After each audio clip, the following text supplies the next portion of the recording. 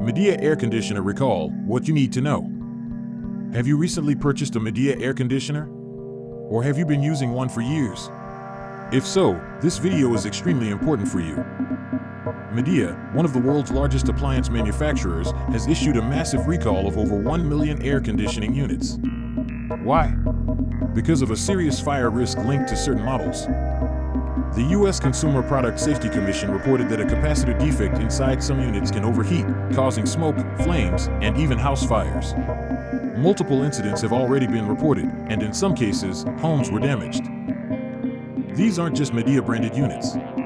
The recall also affects air conditioners sold under other names like Toshiba, Comfy, Arctic King, Danby, and more.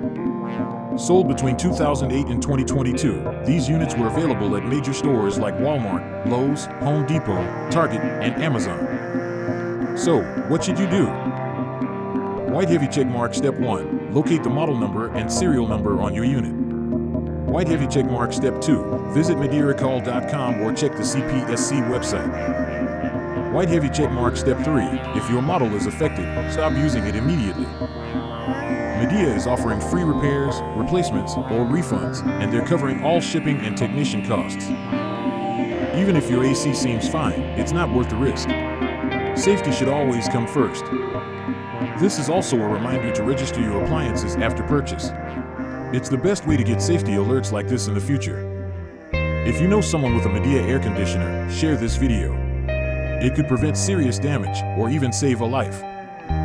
Thanks for watching. Stay safe, stay cool, and subscribe for more quick updates that matter.